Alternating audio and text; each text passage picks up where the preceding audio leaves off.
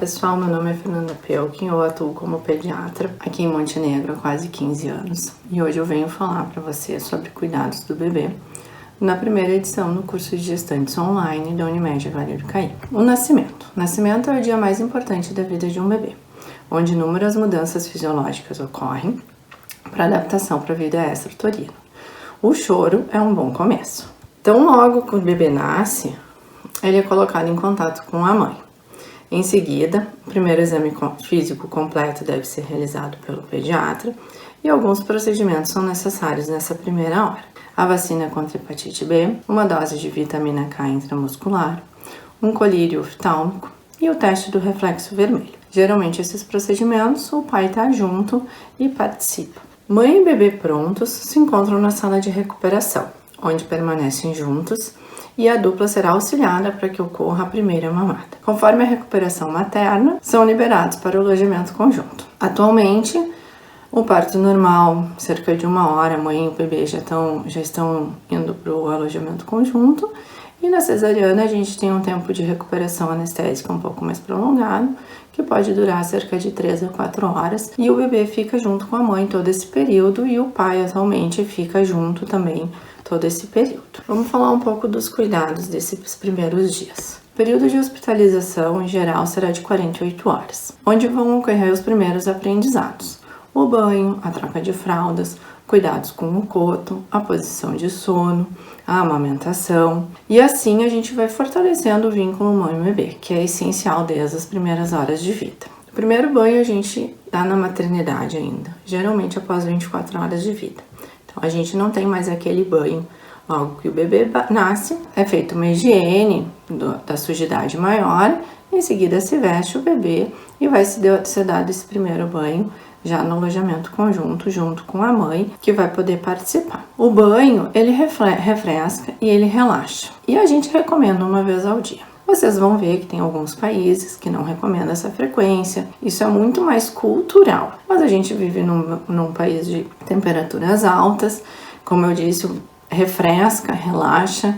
Geralmente o bebê fica bem confortável depois de um banho. Deve sempre ser usado produtos infantis específicos em pouca quantidade. Não precisa ser um banho de espuma. A gente faz um banho de água, eu digo. Um pouquinho de espuma para aquele cheirinho que a gente gosta.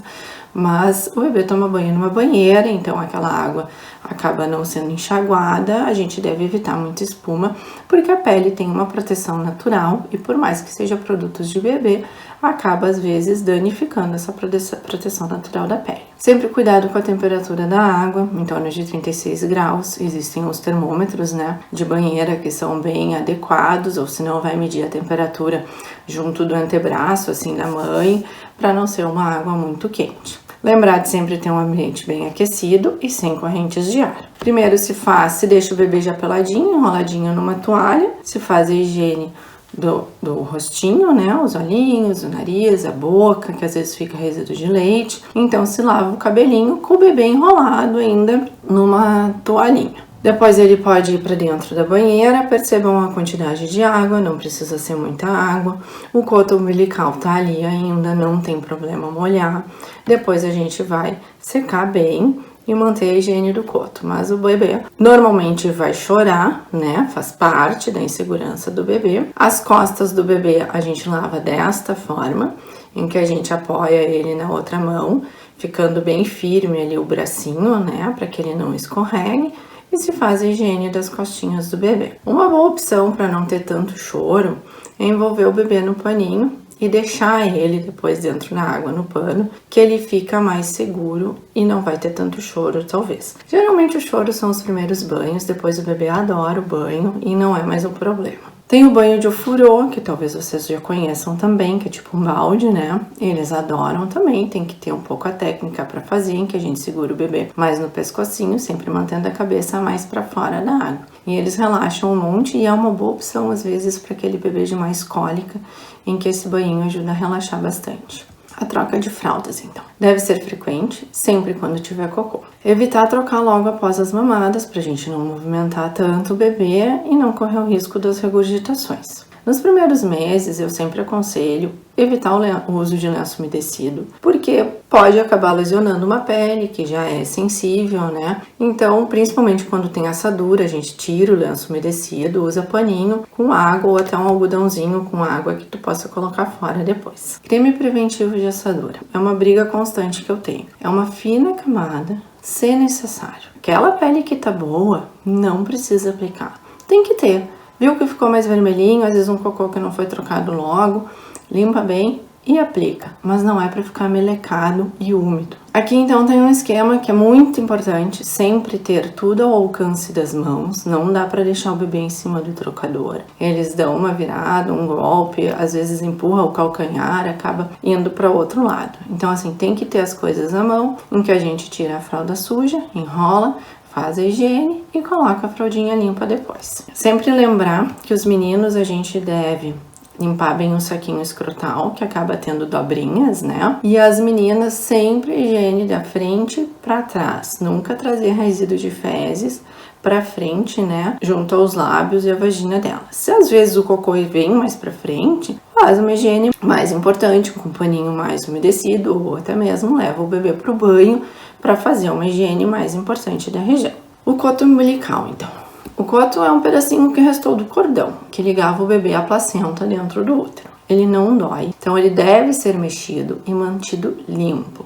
Ele vai secar e vai cair, geralmente 5 a 15 dias de vida. Aqui a gente recomenda o uso do álcool 70, geralmente a maternidade já dá um frasquinho com álcool 70% para aplicar no coto. Eu digo assim, aplicou amanhã, tarde e noite, tá ótimo.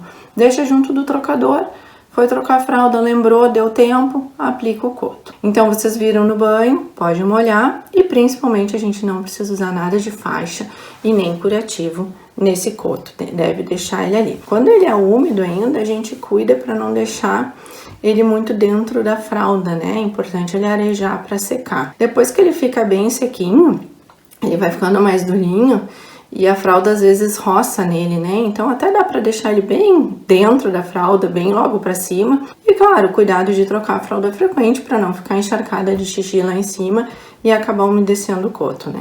Então aqui eu tenho uma imagem do coto umbilical nos primeiros dias ali, né?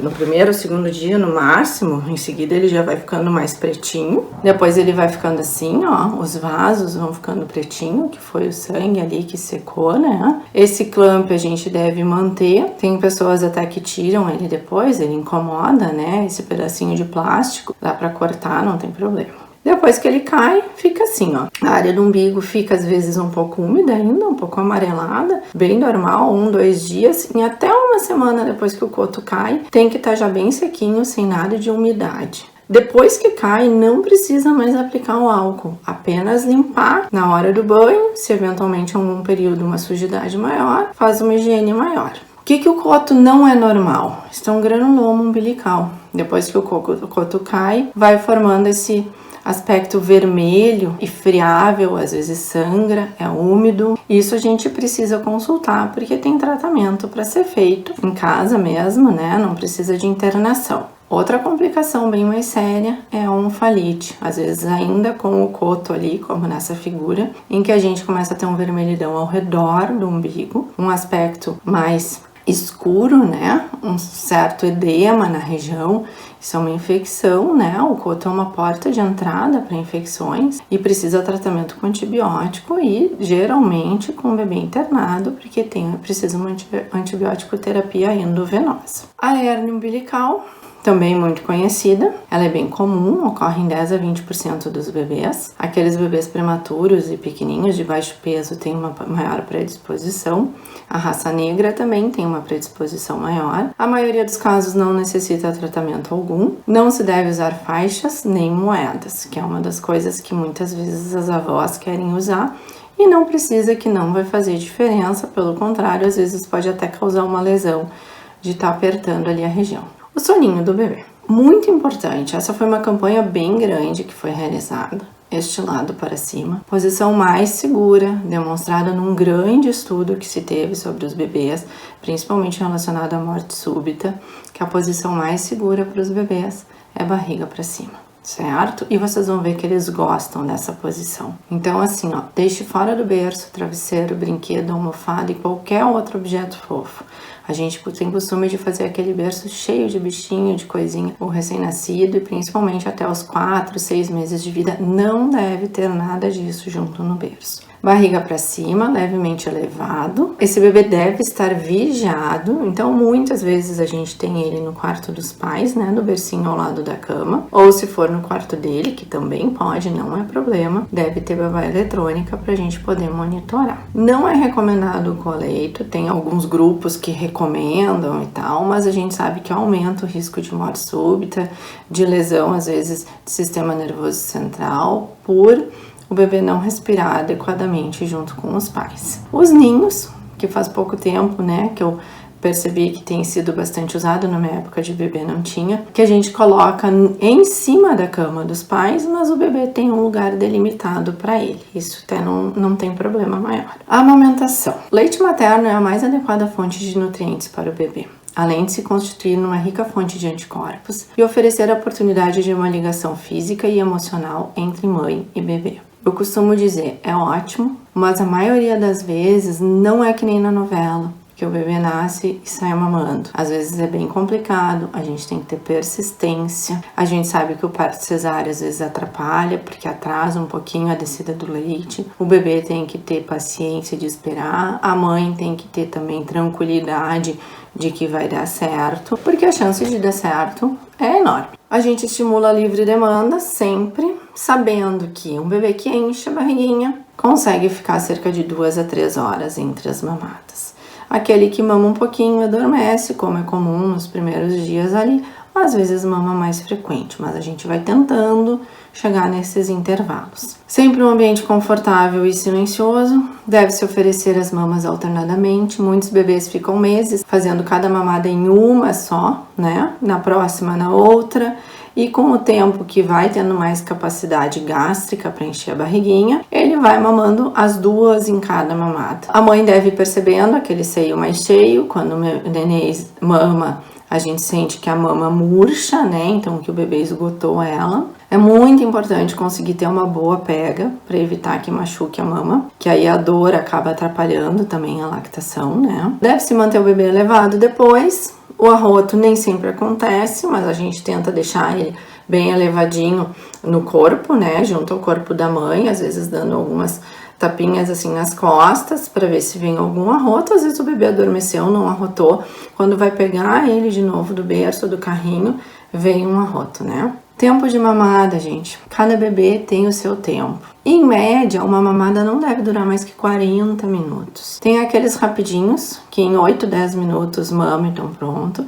E tem aqueles, às vezes, que vão até 1 hora mamando. A gente evita ficar muito tempo, a mãe deve ir percebendo quando que é uma sucção efetiva, para evitar de machucar o seio, né? Por muito tempo mamando, às vezes, não sendo efetivo. Aqui, então, tem uma sequência da pega. A gente precisa que o bebê venha pro seio com o bocão aberto, eu digo, para que a gente tenha ali na terceira imagem a boquinha de peixe. O lábio de cima virado para cima, o de baixo virado para baixo. E essa pega adequada é essencial para o sucesso da amamentação. Então, aqui tem algumas que eu achei bem interessante, né? O que a gente tem que observar.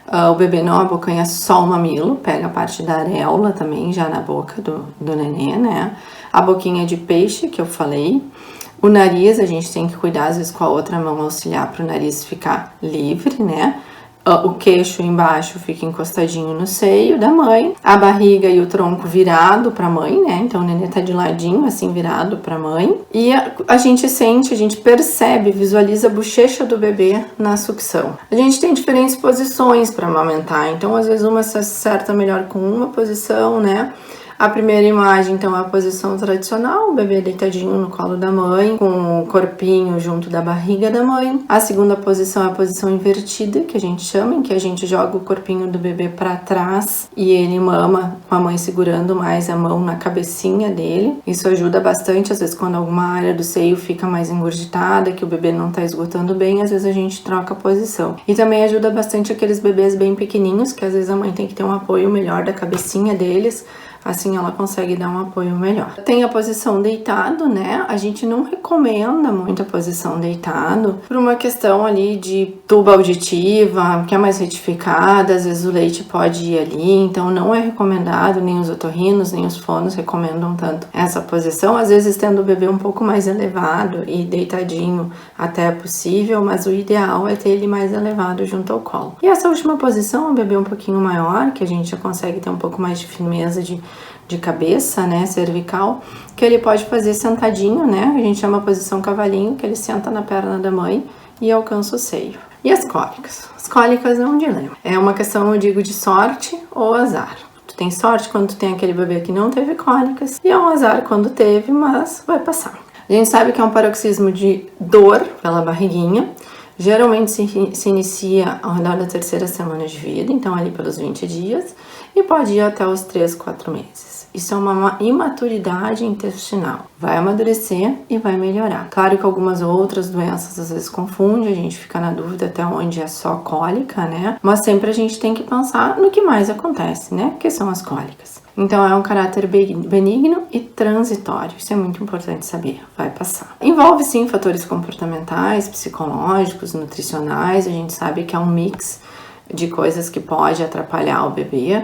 Nada é 100%, nada é o grande causador, e sim a fisiologia e a imaturidade ainda do intestino. Massagens na barriga ajuda bastante, porque a gente aquece a região abdominal, a gente consegue relaxar um pouco a musculatura intestinal. Existem medicamentos, sim, eu normalmente prescrevo na alta, às vezes um Luftal, um Flagaz, que é um antigases, né, uma simeticona, para ajudar naquele bebê que não arrota tanto, que acaba fazendo mais pum, ajuda naquele momento, às vezes, de dorzinha. E surgiu há alguns anos um probiótico, né, que é um lactobacilo, que é o Coli Kids, o Coli Dias, não vamos falar muito em marcas, eu sei que atualmente até farmácias de manipulação também já tem feito, e que muitas vezes quando a queixa é muito grande, a gente faz um teste, a gente usa e vê se notou diferença, se não precisou usar mais tanto remédio, e a gente pode seguir usando ele por até 3 a 4 meses. Mas o mais importante é um colo tranquilo.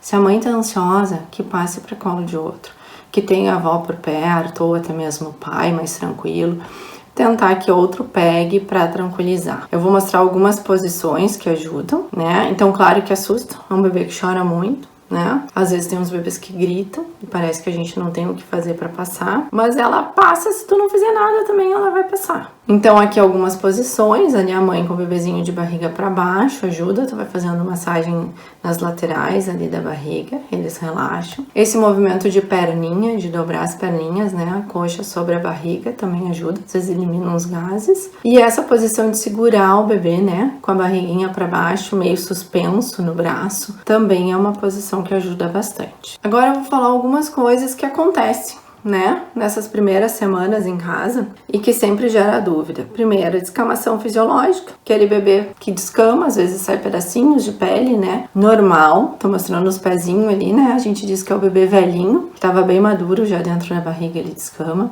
Não precisa usar nada de hidratante, cuidar para não fazer muita espuma no banho, para não ressecar a pele. Isso geralmente ao longo do primeiro mês melhora. Embaixo a gente tem o eritema tóxico, que são umas manchinhas vermelhas, isso muitas vezes a gente vê já no hospital, né, que pode acontecer.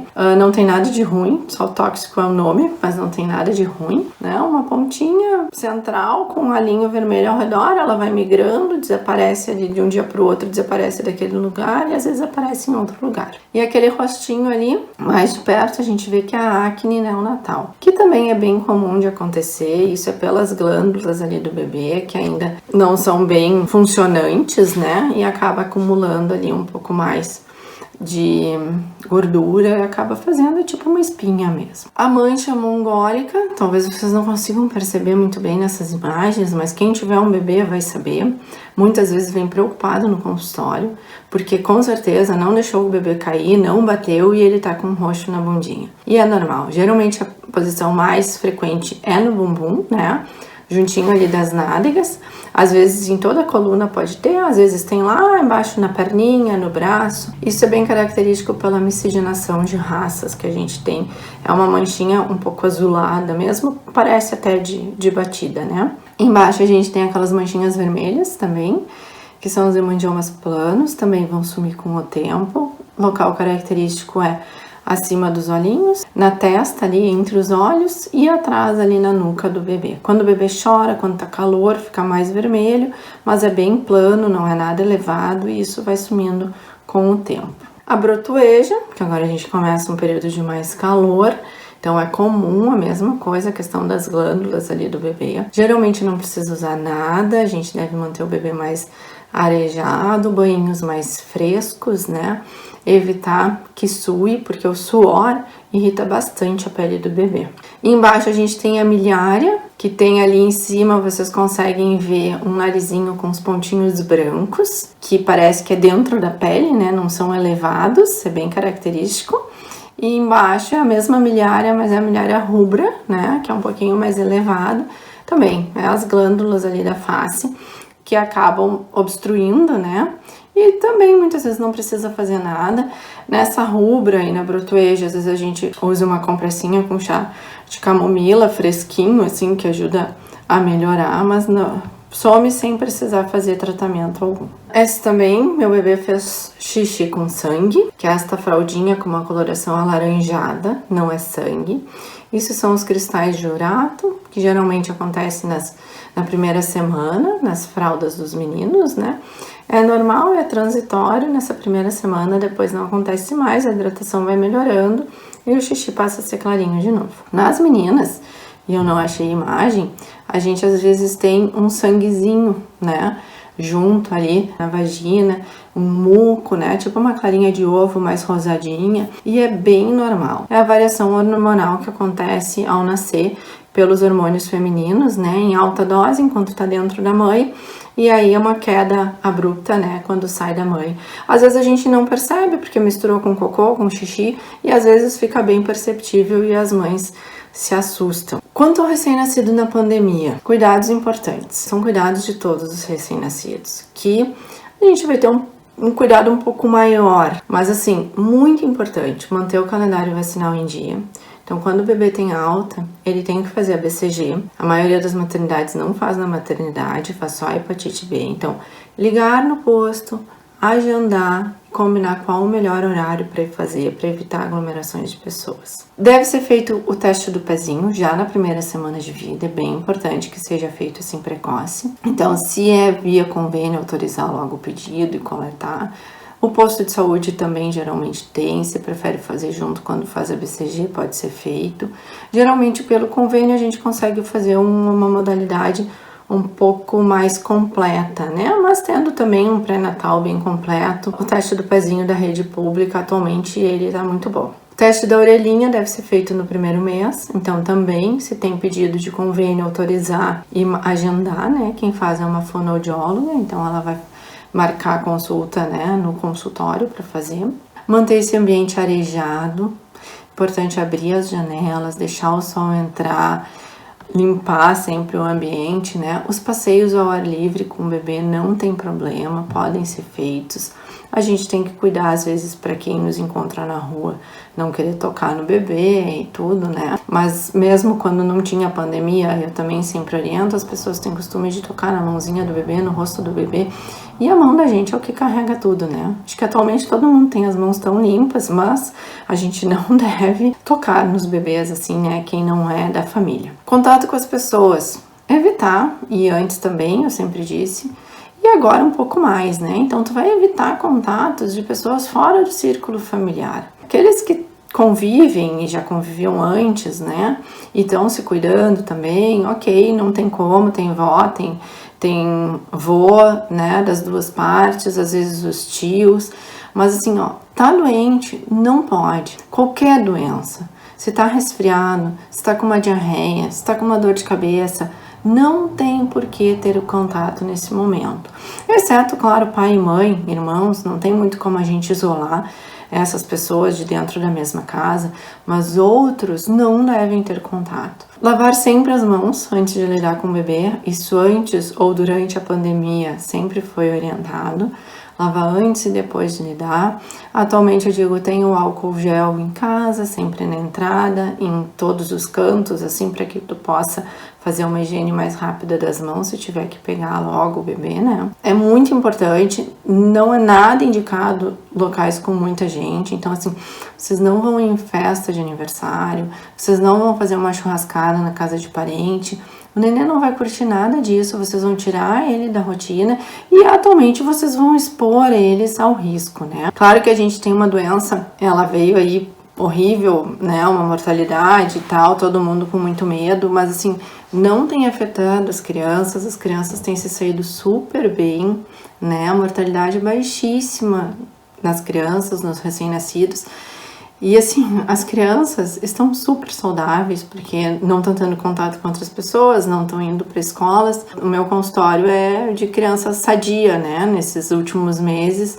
e relato das mães, elas vêm contando que realmente a criança passou 3, 4 meses sem vir para consulta e não teve nenhum espirro. A gente deve evitar, a gente não quer um Covid em casa e a gente tem que cuidar. Então, quem pode ter contato, quem cuida também. Essa era a minha mensagem, espero que a gente tenha conseguido se entender. E a minha grande mensagem final é boa sorte, né?